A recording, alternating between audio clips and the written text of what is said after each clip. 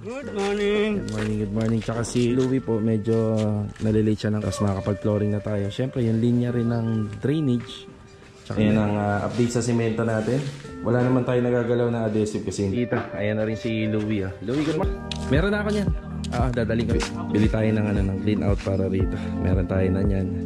Bali dito, gumawa nga kami ng panibagong linya. Hindi na dun sa may harap. So hindi pa tayo tapos dun sa hindi nakatap yung mga rito tubo papunta rito sa culvert. Kaya dito 2x3 space. Yan binubuhusan sana ng yan. Kaya ano to 2x3. Bali 2x6 kami no. May abang tayo na doon na metro. Pinapabang ng linya ng tubig baka. Pero ito kasi hindi naman po kasi pinabago nila yung location kaya automatic. Tada rito parang pa L-type. Meron pa rin medyo pagod na rin kasi yung mga manggagawa kapag. Okay, kita-kita na lang po ulit sa susunod na video. Mga karos, good morning. Good morning, bali Biyernes po ngayon. Eto, morning routine. Bali nililibot lang po muna natin yung mga huling ginawan po natin. Maaga pa naman. Yung mga malalapit lang na kaya nating ikutan. Ayan, papunta na po tayo sa site.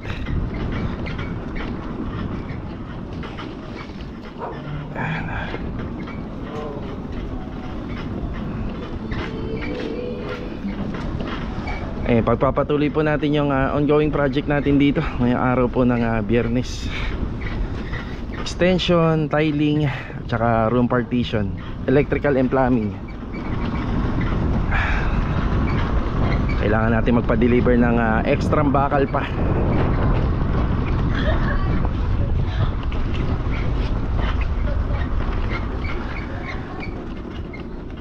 Ayan, nandito na tayo. Ayan na.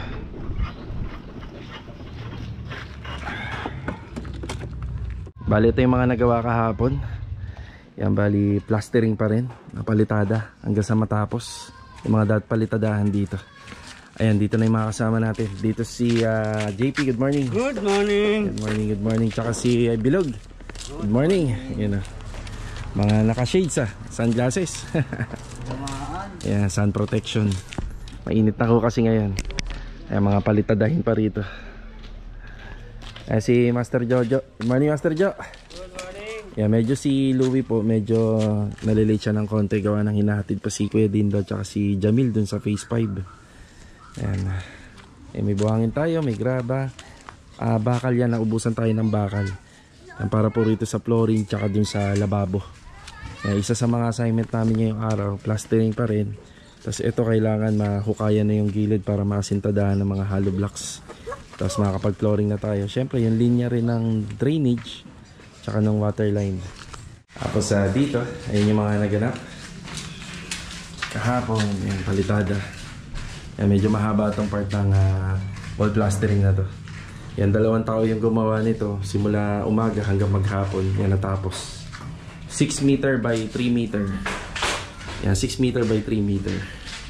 Bali 6 times 3, yun yung kakalabasan ng square meter nito. Kung ilang square meter yung pinalitadahan. So ganun pa rin dito. Kapag natapos yung mga plastering, pwede na po tayo mag-set ng trusses nya. Yung gagamitin nating trusses dito 2x3, mga tubular 1.5, para makapag-install ng mga bubong kapag natapos po yung mga palitada. Tapos dito naman kailangan mauna muna yung sa flooring, tiles installation. Yan, hindi nila pinagagalaw yung rito, yung kisame, as is na ganyan na. May mga babaguhin lang pong linya para sa mga ilaw. Ayan ang update sa simento natin. Wala naman tayo nagagalaw na adhesive kasi hindi pa tayo gumagamit yan, yung simento. Matakaw na sa simento kapag plastering, lalo na kapag nag-install na ng tiles dito. Okay, bali kukumputin muna namin yung mga kailangan dito. So syempre bago mag-flooring ay kailangan ng PVC pipe, water line, tsaka kabel yan, additional. Ayan, kompleto na po sila rito. Ayan na rin si Louie. Louie, good morning. Ayan, good morning, good morning. Ayan, binabaklas na po ni Louie itong forma namin ng poste kahapon. Yung forma namin ng poste kahapon simula sa ilalim hanggang sa taas yan. Ayan, isang buhos lang po yan. Clean out, D4. Meron na ako niyan. Dadaling ko na lang dito. Yan na. Yan, bili tayo ng, ng clean out para rito. Meron tayo na yan. Tapos sa floor drain. Dito tayo maglalagay ng floor drain tsaka faucet. Ang finish kasi nito open. So medyo exposed siya. So tapos yung faucet natin dun banda sa dulo. Tapos makikita nyo tong parang maliit na firewall na yan sa baba. Yan, tatanggalin din namin yan. Para maganda na yung pinakakanto. Wala nang sagabal. Ayan. Tapos yung sa floor drain yan, meron na kayong pagtatapan dito. Pero kapag ka pinagawa nila sir ng buuan to, saka na lang tayo maglalagay ng floor drainage dito. Kasi wala pang gate. May tendency na mababarahan lang kapag ka hindi naman po titirhan pa. Yan, saka na kapag magpapagawa na sila ng tuluyan dito. So ito kasi flooring lang. Yan. Tapos dito na siguro natin lalagay yung rampahan nila. Yan, papagawa silang rampahan dito. Gawa lang sa buhos. Yan, alis muna tayo. I-order lang natin yung materyales na kailangan pa rito. Thank you. Thank you. Ayan. Additional materials natin dun sa site. Tara. Eto, nakabalik na tayo rito. Ayan na. Bali, ito na pala yung ano natin, yung additional na 10mm steel bar. Order muna tayo nito, mga nasa 12 peraso. Tapos ayun yung ating tubo para sa linya ng tubig. Bali dito gumawa nga kami ng panibagong linya, hindi na dun sa may harapan. Ito na yun, may nakausli rito. Kukonekta na lang namin yan papunta dun sa dulo.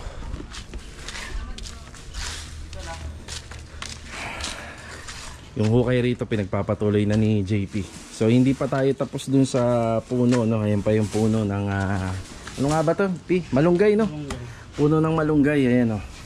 Tapos si Bilog mamaya magdadala siya ng used oil. Kapag ka natanggal na to, yan, sasabuyan natin ng used oil to. Yung update nga pala rito sa floor drainage, nakatap siya ito. Ito yung tubo.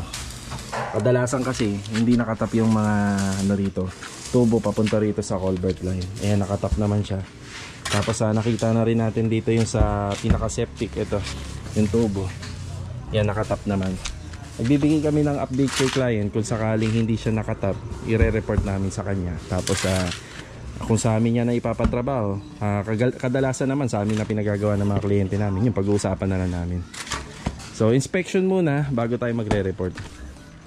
Ayan, hinukaya na ni JP to para sa sintada. Dito naman po, binubuo na ni Master Jojo yung pinakahamba. Ayan, yung hamba na to, yung reference ng sukat nito, itong pinto na nandito sa may back area. Yung ginamit namin materials dito, 2x3. Yan, 2x3 at saka 3/4 by 3/4. Matigas po yan. Matigas, 1.5. Ayan. Bale, ito kasi kapag binaklas namin to, ma-deform na to.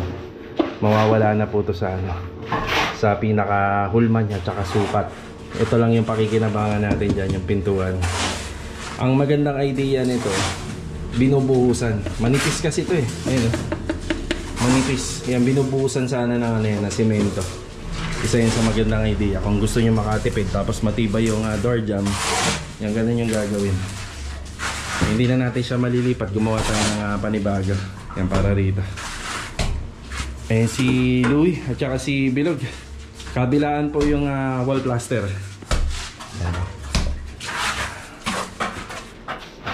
Ayan. Pak! Pak! Ayan, no? Si Louie. Ayan si Louie. Plakak! Plakak! Ayan. Ayan, palitada. Ayan, kabilaan po. Same lang din sa ginawa rito, dito sa mahabang wall na to.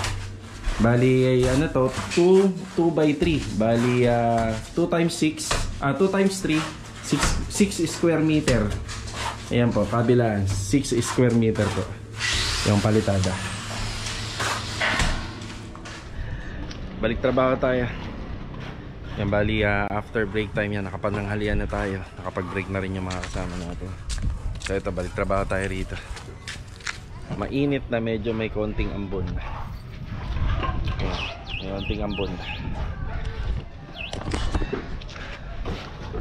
Bali yung paghukay rito, yan tuloy-tuloy lang. Ayan na yung lupang mga nahuhukay. Bali itong part ng flooring na to, medyo mas mataas to. Tapos dito nakadrop na tayo.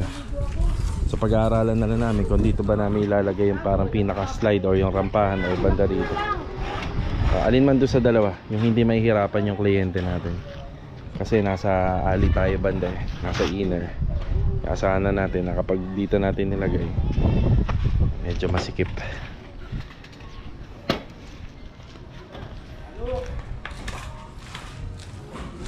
So wala tayong problema sa linya, mga nakatapa yan yung tubo na orange para dito sa floor drainage. Magagaling dun sa toilet and bathroom.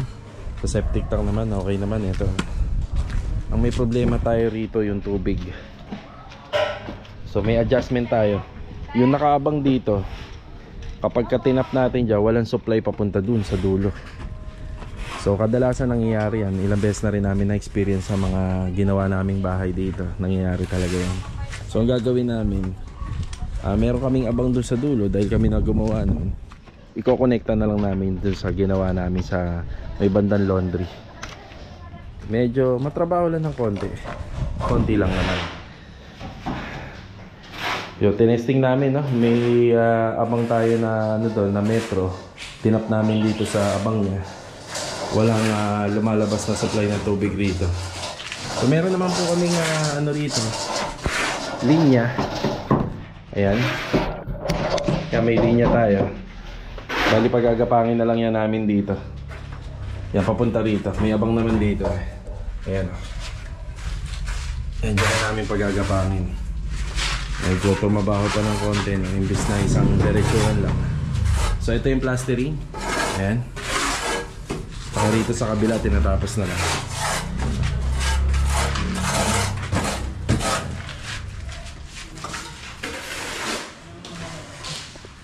Kadalasan nangyayari to, minsan yung nag-aabang ng linya ng tubig, baka minsan putol, tapos bumara.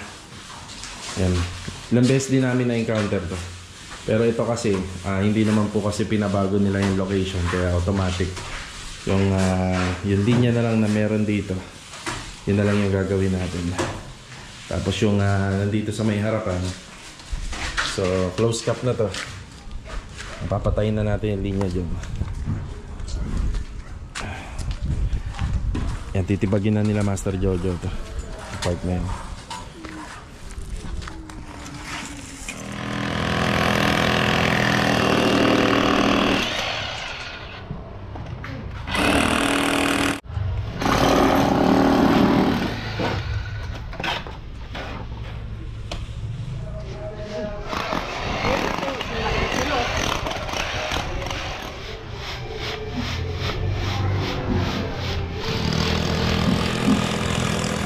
Bigay na tayo ng update dito.